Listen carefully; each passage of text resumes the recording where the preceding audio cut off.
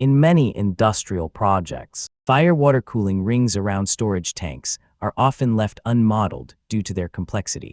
As a result, fabrication and installation are typically carried out during the construction phase based only on P and ID drawings.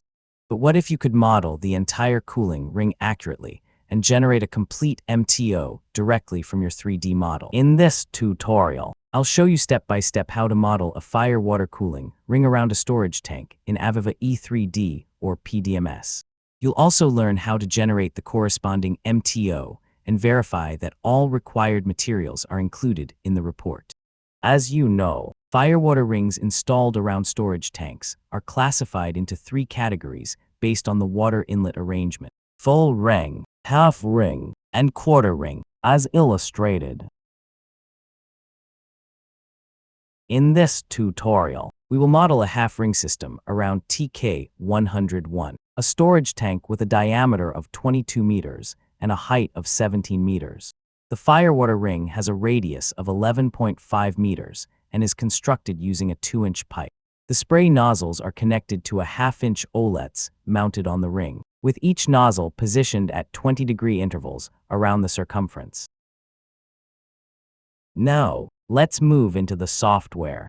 We have already modeled storage tank TK101 along with a 50mm T that serves as the firewater ring inlet on the south side of the tank. For this tutorial, we are using the APS project, and the selected piping specification is A1A. First, select the pipe connected to the T. In the piping editor, choose the bend option.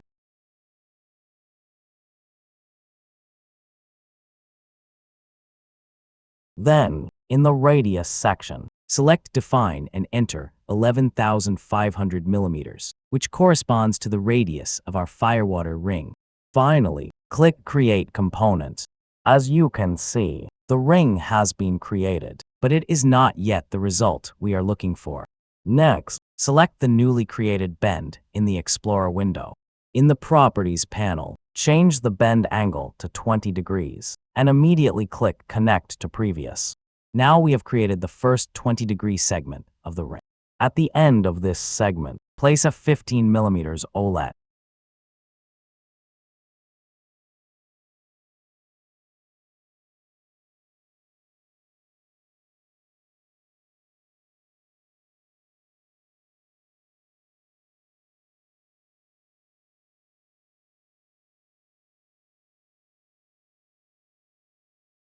Then repeat the process.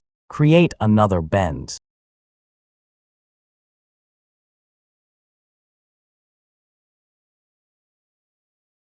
Set the angle to 20 degrees and click Connect to Previous.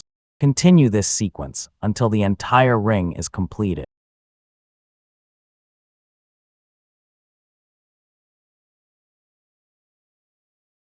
As shown on the screen. To model the other side, simply create a new branch and follow the same procedure. At this point, you might be wondering, is the job done? Not even close. In fact, this is where the real work begins. The client needs to know how much material is required to fabricate and install the firewater ring.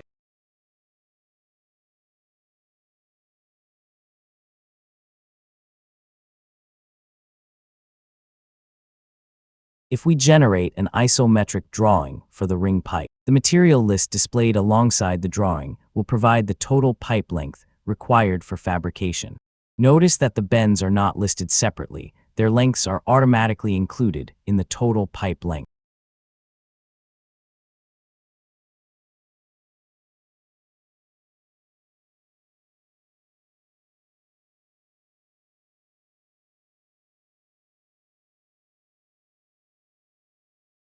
And that's exactly what we want. However, when generating an MTO report, we cannot rely on the ITLE parameter, which reports only straight pipe lengths. Instead, we use a different parameter called MTLE, which reports the combined length of both straight pipe sections and bends. One simple way to access this information is through the Simple Report tool, available from the Tools menu.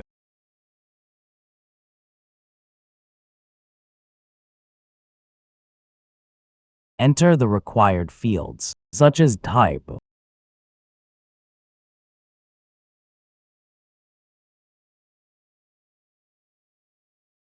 quantity, and MTLE.